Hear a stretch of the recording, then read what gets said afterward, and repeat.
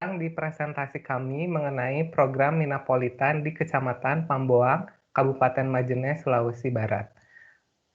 Berikut adalah anggota kelompok kami, yaitu Adra Amalia, Ajeng Ayunda, Anissa Dwi, Dewi Astuti, Fitri Amalia, Hotnida, Megananda Kori, Maria Kristiana, Marta Eventina, Nurani Prima, Najib Makarim, Syafadiani, dan Victory Fasten. Presentasi kami terdiri dari pendahuluan, latar belakang, tujuan, isi, pembahasan, dan kesimpulan. Berikut adalah bagian pendahuluan. Baik, selanjutnya saya akan menjelaskan mengenai pendahuluan. Sektor perikanan termasuk sektor yang penting bagi masyarakat Indonesia dan dapat dijadikan sebagai penggerak utama perekonomian nasional. Karena sektor perikanan memiliki potensi besar, dilihat dari perairan Indonesia memiliki luas 5,8 juta kilometer persegi, garis pantai 95.181 km, dan sebagian besar menjadi basis kegiatan ekonomi perikanan. Kesenjangan antara kawasan perkotaan dan pedesaan menghasilkan kemiskinan di pedesaan dan proses urbanisasi yang tidak terkendali semakin mendesak produktivitas lahan. Salah satu konsep pengembangan dalam pembangunan wilayah pesisir pantai yaitu dengan konsep kawasan Minapolitan. Diharapkan kawasan tersebut dapat meningkatkan perekonomian masyarakat di sekitar wilayah. Next. Selanjutnya, latar belakang. Menurut keputusan Menteri Kelautan dan Perikanan, telah menetapkan 233 kawasan Minapolitan yang tersebar pada 33 provinsi. Keputusan Menteri Kelautan nomor 32 tahun 2010 dan nomor 39 tahun 2011. Yang salah satunya yaitu Provinsi Sulawesi Barat, yaitu di Kabupaten Maneje. Next. Kabupaten Maneje adalah salah satu dari 5 kabupaten yang berada di Provinsi Sulawesi Barat. Kabupaten tersebut mempunyai sumber daya kelautan yang melimpah karena didukung oleh kondisi alam yang berada di daerah pesisir dengan panjang dan luas perairan mencapai 125 km persegi. Jumlah penduduk yang berprofesi sebagai nelayan di Kabupaten Maneje relatif besar jika dibandingkan dengan profesi lainnya. Kabupaten Maneje memiliki wilayah areal penangkapan yang luasnya mencapai 926 km persegi lautannya. Next. Potensi perikanan dan kelautan Kabupaten Maneje yaitu ikan tuna, ikan tongkol, ikan terbang, dan ikan layang yang cukup melimpah di laut tersebut. Selama tahun 2006 sampai dengan 2010, kegiatan pembangunan dalam bidang perikanan telah memperlihatkan peningkatan yang cukup baik. Hal tersebut dapat dilihat dari perkembangan komoditas unggul dan sektor perikanan, terutama perikanan tangkap yang tersebar di beberapa kecamatan, yaitu termasuk juga tadi Kecamatan Pamboang. Next. Besarnya potensi kelautan dan perikanan yang dimiliki Kabupaten Maneje belum mampu memperbaiki pendapatan nelayan dan menjadi sumber pendapatan asli daerah. Karena apa? Karena kemampuan masyarakat nelayan yang terbatas dalam mengelola sumber daya perikanan secara terpadu.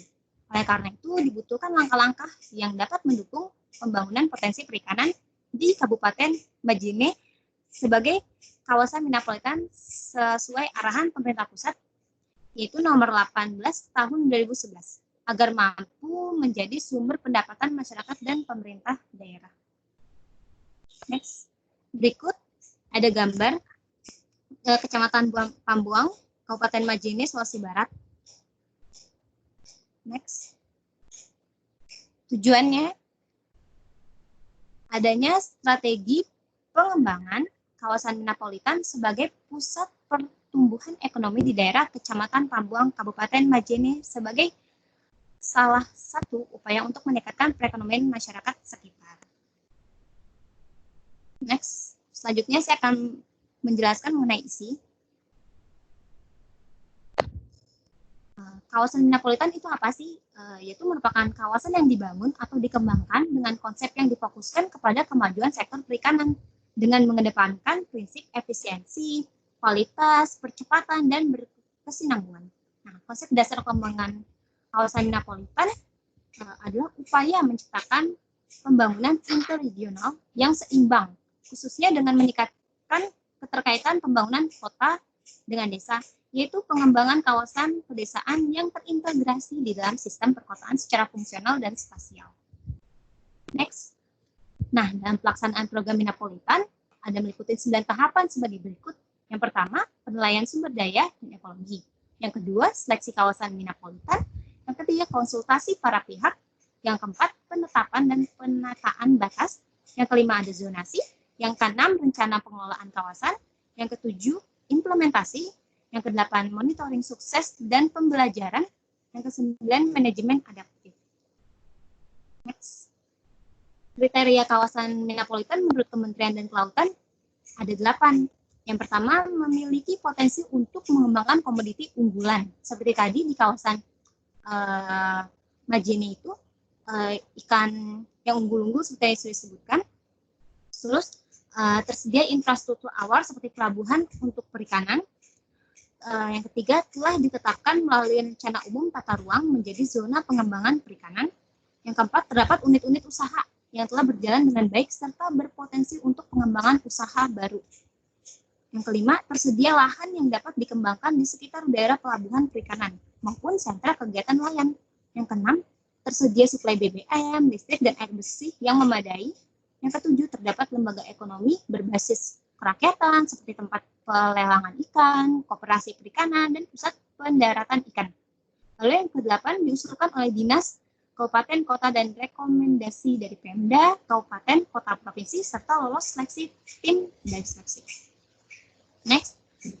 Nah, Minapolitan terbagi menjadi 2 jenis yang terkait dengan pemanfaatan ruang pada kawasan. Yaitu, pertama ada Minapolitan perikanan tangkap.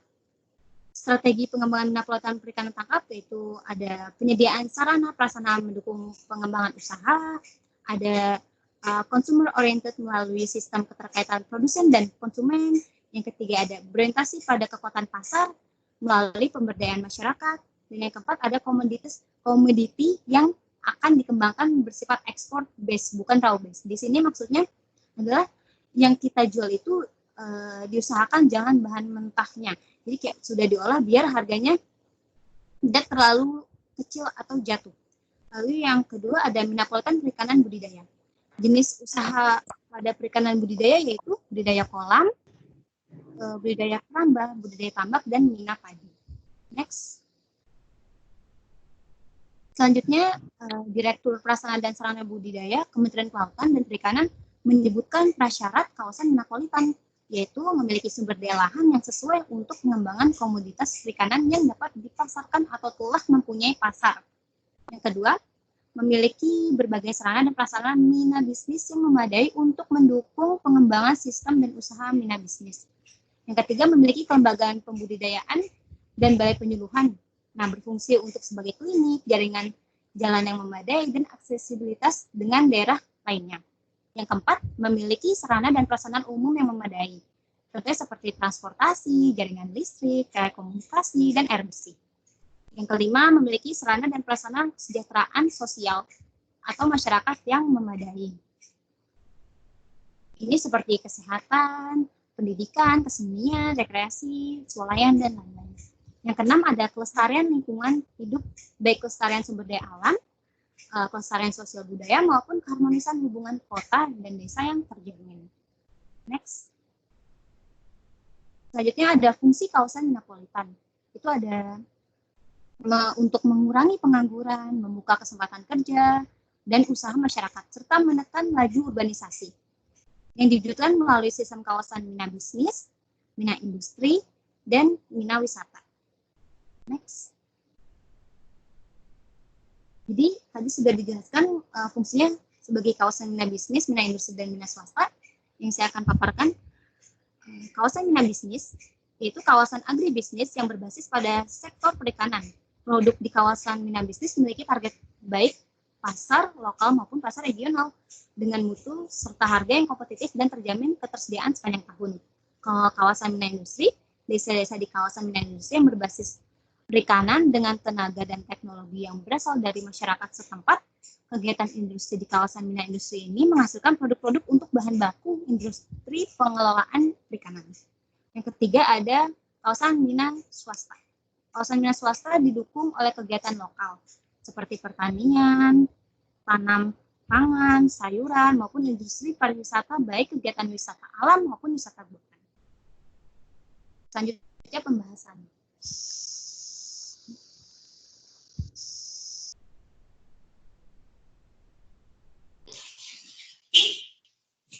Berikut merupakan strategi yang pertama, yaitu strategi SO atau kepanjangannya Strength dan Opportunity. Nah, strategi SO ini ada 4 poin. Yang pertama itu adalah peningkatan sosialisasi dan promosi. Terus yang kedua adalah peningkatan suasana kondusif.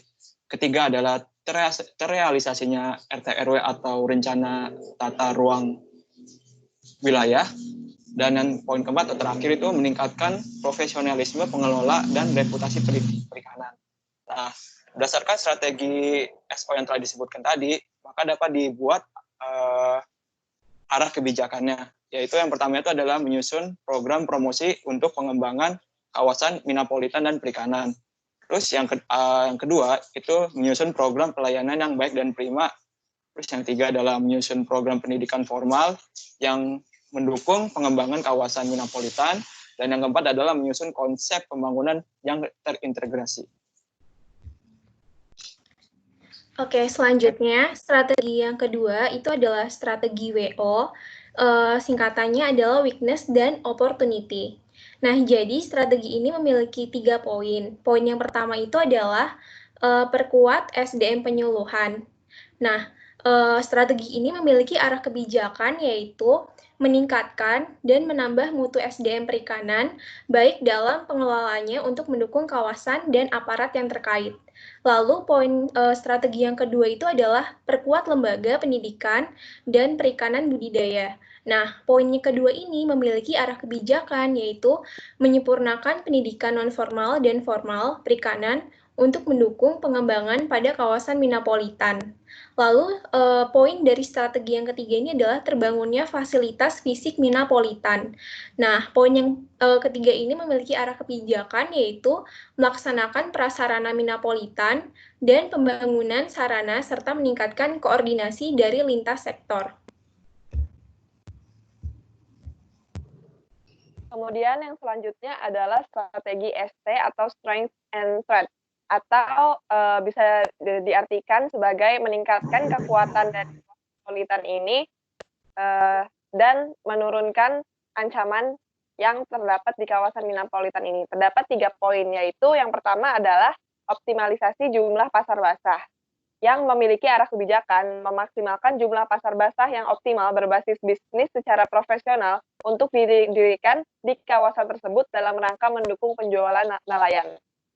Kemudian, optimalisasi penjualan intrakota, memaksimalkan pemasaran di sentra produksi pro usaha kecil di bidang perikanan tangkap dan budidaya dengan bersinergi dengan demand intrakota. Selanjutnya adalah ada strategi optimalisasi teknologi produksi yang memiliki arah kebijakan memaksimalkan ketersediaan teknologi industri penyokong hasil produksi untuk produk perikanan dengan kemasan dan mutu yang terjamin.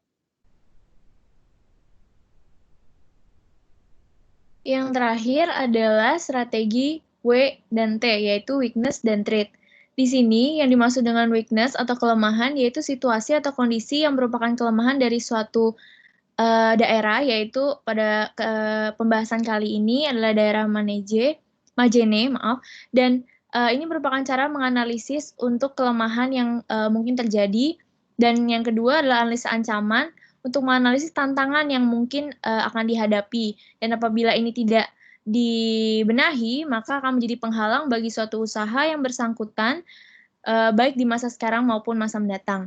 Ada 3 strategi yang diusahakan.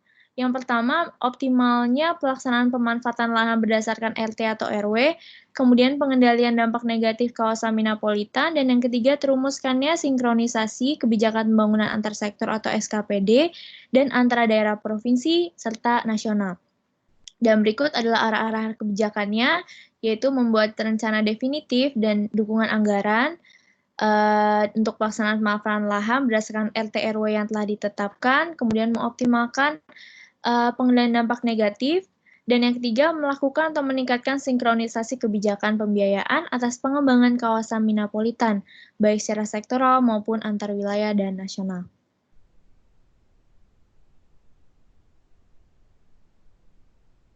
Kemudian saya akan menjelaskan tentang pengembangan komoditas unggulan. Pengembangan komoditas unggulan adalah analisis pemusatan yang dilakukan dengan metode LQ atau Location Question dengan menentukan apakah jenis kegiatan perikanan tangkap terkonsentrasi pada suatu wilayah atau tersebar pada beberapa wilayah. Nah, analisis LQ ini digunakan untuk mengetahui apakah suatu komoditas perikanan tangkap merupakan komoditas basis atau sektor non-basis atau unggul atau non-unggul. Nah, kondisi komoditas unggul di kawasan Minapolitan Pambuang Kabupaten Majene ini dibagi dua, yaitu perikanan tangkap dan perikanan darat atau air tawar. Next. Perhitungan untuk mendapatkan nilai LQ yaitu dengan membandingkan tingkat produksi komoditas perikanan tangkap atau darat Kabupaten Majene dengan tingkat produksi komoditas yang sama di Provinsi Sulawesi Barat, yaitu nilai LQ Ki Majene dibagi total Ki Majene per Ki Sulawesi Barat per total Ki Sulawesi Barat. Ki itu merupakan produksi komoditasnya. Nah, keterangannya apabila LQ lebih kecil, yaitu indikasi komoditas perikanan tangkap di Kabupaten Majene masih relatif lebih kecil atau merupakan komoditas basis atau bukan merupakan komoditas unggul. Nah, kemudian sebaliknya. Next. Berikut adalah nilai LQ komoditi di perikanan tangkap di Kabupaten Majene. Itu seperti yang sudah dijelaskan tadi, dari perikanan tangkap ada ikan tuna, ikan cakalang, ikan tongkol, ikan layang, ikan karang, ikan campuran. Kecuali ikan campuran, semuanya merupakan keterangannya LQ-nya merupakan unggul. Kemudian ada perikanan darat yang unggul yaitu udang window.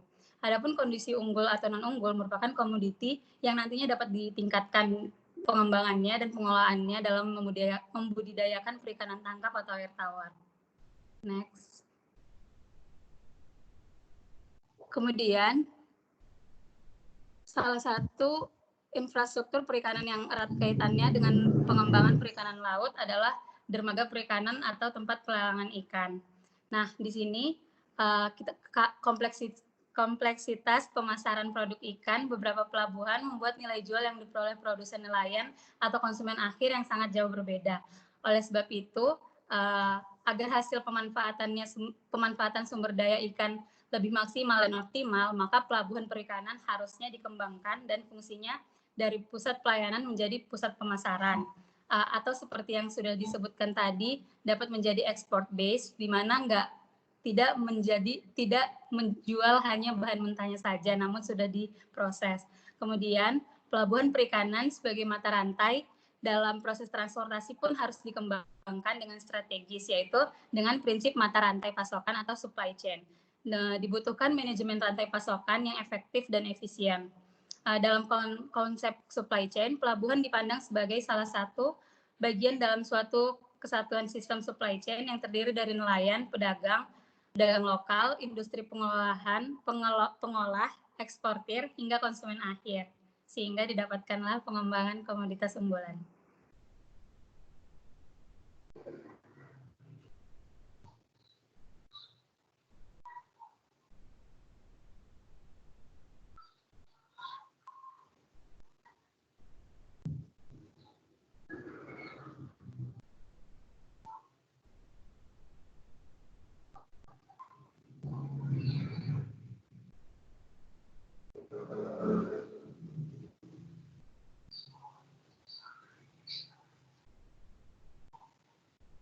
Selanjutnya, teman-teman, penjelasan mengenai pelabuhan.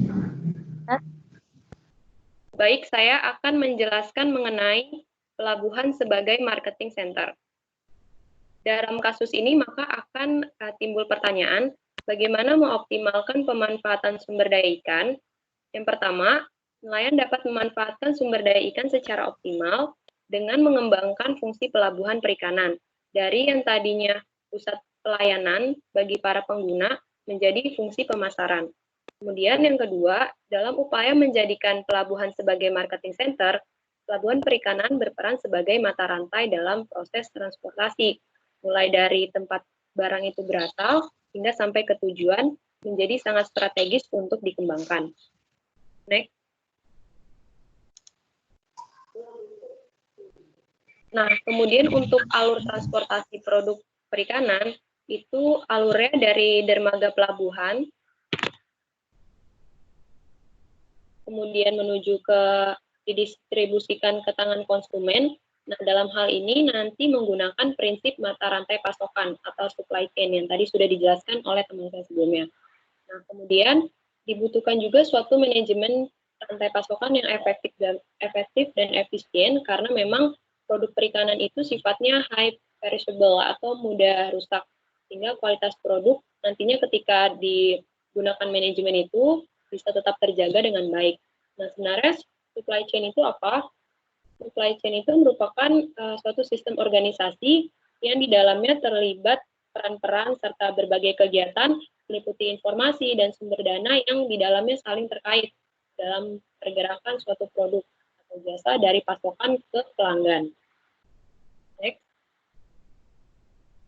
Nah, untuk analisis supply chain atau rantai pasokan, itu merupakan suatu kerangka analisis yang sangat populer digunakan dan juga dibutuhkan dalam upaya peningkatan nilai tambah dan daya saing dalam industri perikanan.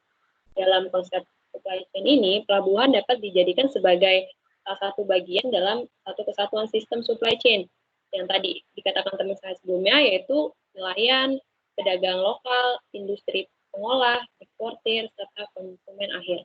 Nah, kalau kita lihat dari gambar di sini, itu nantinya produk ikan tangkap yang ada di kawasan Minapolitan Pamuang itu akan didistribusikan terus sampai akhirnya sampai ke konsumen lokal di wilayah Majene dan juga bisa diekspor ke tujuan regional, nasional maupun mancanegara. Next.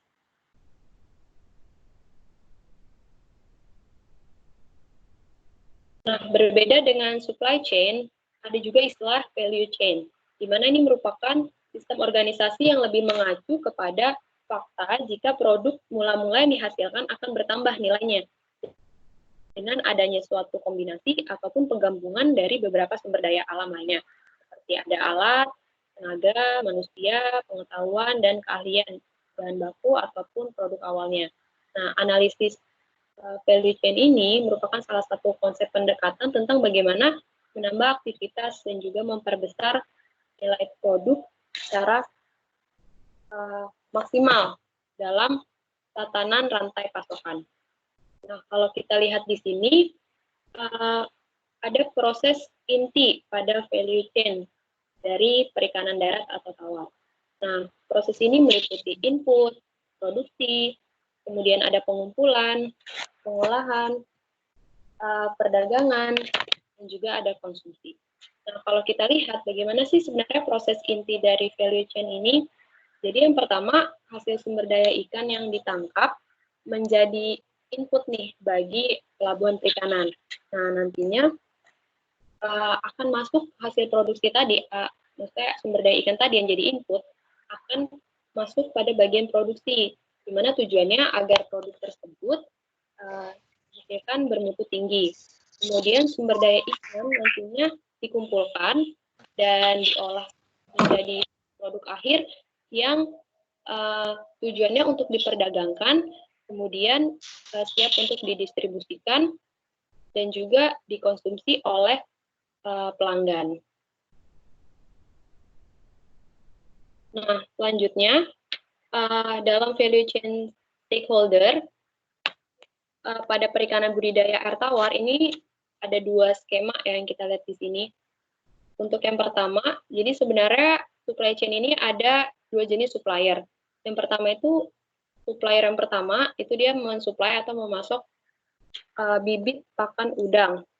Sedangkan untuk yang supplier kedua, ini dia bisa masuk atau mensuplai bibit pakan udang dan juga untuk obat hama. Nah, kedua supplier ini nantinya akan menyalurkan produknya awalnya ke petambak. Nah, dari situ nanti ada skema atau alur yang berbeda. Pada skema yang pertama atau yang atas, yang warnanya kotaknya biru, Itu jadi nanti dari nelayan dan petambak, hasil ikan ini akan dapat langsung masuk ke penyimpanan dingin atau cold storage, di mana nantinya hasil penyimpanan tersebut disalurkan ke eksportir dan ikan dijual ke pasar ekspor. Kemudian untuk skema yang kedua, dari produk hasil budidaya tadi, itu dari nelayan dan petambak, hasilnya akan dikirimkan ke pengepul. Nah, pengepul itu sejenis seseorang yang mengumpulkan hasil ikan itu, kemudian nantinya hasil ikan tersebut akan masuk ke UKM, pengolahan hasil udang atau hasil-hasil perikanan lainnya. Ketika sudah diolah, maka selanjutnya hasil produk tersebut dapat didistribusikan ke beberapa tempat seperti ke toko grosir, kemudian bisa juga ke pengecer, supermarket, seterusnya sampai hingga akhirnya produk tersebut bisa sampai ke rumah tangga, ke restoran ataupun ke tempat-tempat lainnya. Next.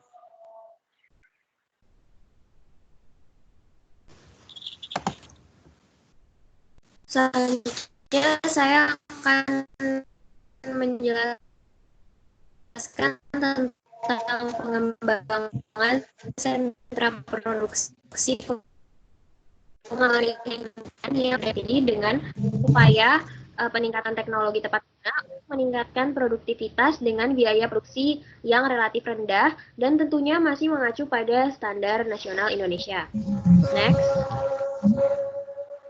Dalam pengembangan sentra produksi terdapat secara garis besar 3 program pelaksanaan. Yang pertama adalah peningkatan kapasitas sumber daya manusia, kemudian peningkatan komoditas unggulannya itu sendiri, dan peningkatan kualitas sumber daya lahan atau kawasan minapolitan yang akan digunakan. Pertama, untuk peningkatan kapasitas sumber daya manusia, maka pelapis minapolitan dan penyuluh perikanan harus bersama-sama memilih teknologi yang tepat dalam melaksanakan minapolitan yang disesuaikan dengan masyarakat yang berada di kawasan minapolitan tersebut. Kemudian, peningkatan tersebut dapat berupa cara mengelola usaha secara komersil maupun pelatihan bagi sumber daya manusia yang akan melaksanakan minapolitan. Kemudian program pengembangan komoditas unggulan dapat dilakukan dengan pengadaan induk ikan unggul yang dipilih melalui serangkaian penelitian atau metode yang sudah ditentukan dengan baik. Salah satu metodenya adalah dengan memilih induk unggulan dari 100.000 jumlah ikan, ini salah satu contohnya, 100.000 jumlah ikan, kemudian 10.000 ikan terbanyak dengan pertumbuhan tercepat akan dipisahkan, kemudian dari 10.000 ikan tersebut, 1.000 ikan terbanyak, 1.000 ikan dengan pertumbuhan tercepat akan dipilih, kemudian dari 1.000 ikan tersebut, 100 ikan dengan pertumbuhan tercepat dipilih menjadi ikan unggulan. Kemudian selain itu juga dilakukan penelitian yang partisipatif dalam mengadakan induk ikan unggul tersebut. Kemudian selanjutnya program peningkatan kualitas sumber daya lahan dilakukan untuk menggunakan lahan tersebut sebagai area minapolitan dengan maksimal. Misalnya menyusun peta wilayah dan mengidentifikasi teknik konservasi lahan tepat guna pada kawasan minapolitan sehingga minapolitan dapat berlangsung secara berkelanjutan. Kemudian konservasi juga dilakukan di daerah hulu dan sumber-sumber air lainnya agar kawasan minapolitan senantiasa terjaga kualitasnya sehingga mendukung hasil produksi dari minapolitan tersebut.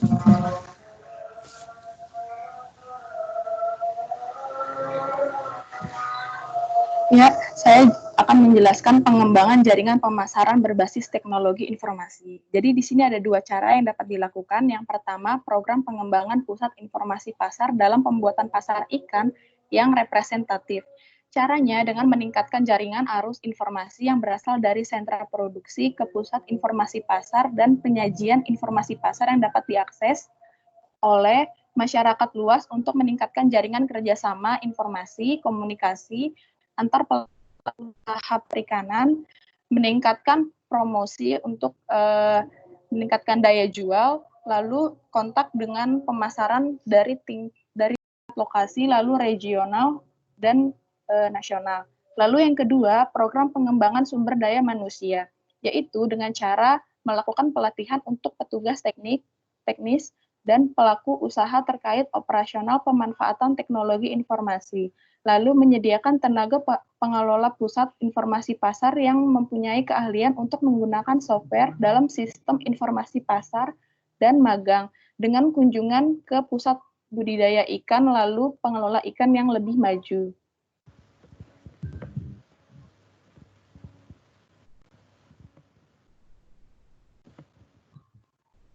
Baik, selanjutnya saya akan menjelaskan proses pengembangan wisata Mina.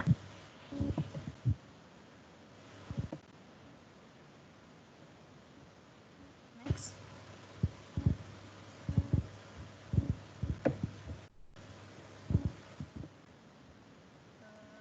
Proses program pengembangan wisata Mina terdiri dari 5 cara, yaitu pertama, pengembangan kawasan perkolaman dan menggunakan Balai Benih Ikan Kabupaten Majene sebagai lokasi wisata Mina. Kedua, penataan kawasan perkolaman. Ketiga, pengembangan sarana wisata Mina. Dan keempat, pengembangan koleksi seluruh jenis ikan air tawar. Pengembangan koleksi seluruh jenis ikan air tawar ini berfungsi untuk mengkonservasi dan membudidayakan seluruh jenis ikan air tawar yang berada di kawasan Majene. Kelima, terakhir, pengembangan promosi perikanan dan pemenuhan kebutuhan sarana dan prasarananya harus segera dipenuhi agar tercapai program pengembangan wisata Mina yang sesuai dengan tujuan. Next.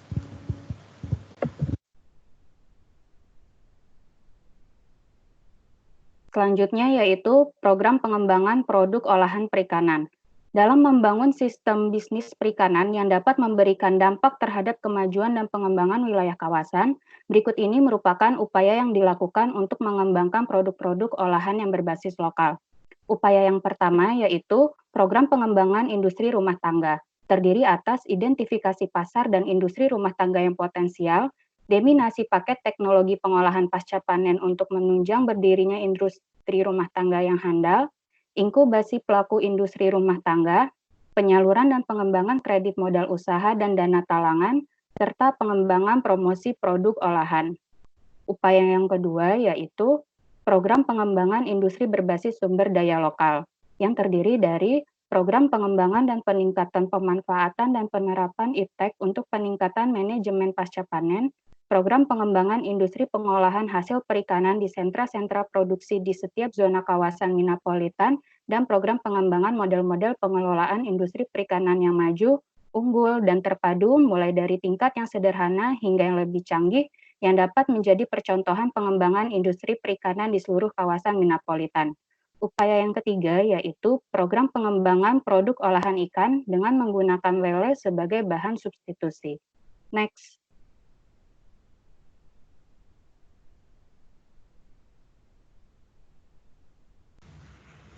Baik, selanjutnya saya akan membahas mengenai konservasi lahan dalam mendukung sektor perikanan. Salah satu strategi dalam pengembangan kawasan Minapolitan adalah dengan melakukan konservasi ekosistem perairan yang dapat mendukung budidaya perikanan, seperti kawasan mangrove, padang lamun, dan terumbu karang. Padang lamun sendiri merupakan ekosistem yang terdiri dari banyak tumbuhan lamun. Lamun sendiri adalah tumbuhan Angiospermae yang memiliki beberapa sifat khas, yaitu mampu hidup di media air asin, mampu berfungsi normal dalam keadaan terbenam, memiliki sistem perakaran jangkar, mampu melaksanakan penyerbukan dan daur generatif dalam keadaan terbenam. Kerusakan pada padang lamun saat ini dapat terjadi akibat penangkapan ikan yang tidak ramah lingkungan, seperti penggunaan bom dan ghost fishing. Next. Ekosistem padang lamun sendiri mempunyai peranan penting dalam menunjang kehidupan perikanan di ekosistem pesisir. Hal tersebut karena padang lamun dapat berfungsi sebagai daerah pemijahan, daerah asuhan, dan tempat mencari makan bagi berbagai jenis ikan dan beberapa spesies invertebrata lainnya. Ketersediaan lamun di perairan, terutama di kawasan Minapolitan, Kabupaten Majene, dapat mendukung strategi pengolahan sumber daya ikan. Next. Berikut adalah kesimpulan dari presentasi kami.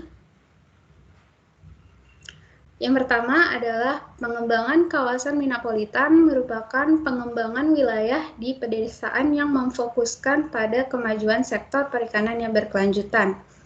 Salah satu kunci dalam pembangunan kawasan Minapolitan terletak pada pengambilan dan penyusunan kebijakan dalam memahami isu yang berkembang di masyarakat. Hasil pemahaman tersebut dapat mencerminkan kekuatan dan peluang yang dapat dijadikan upaya mengatasi masalah dan dapat memanfaatkan peluang dengan sangat baik. Penetapan komoditas perikanan juga sangat bermanfaat dalam melakukan prioritas pengembangan di kawasan Minapolitan, Kabupaten Majene.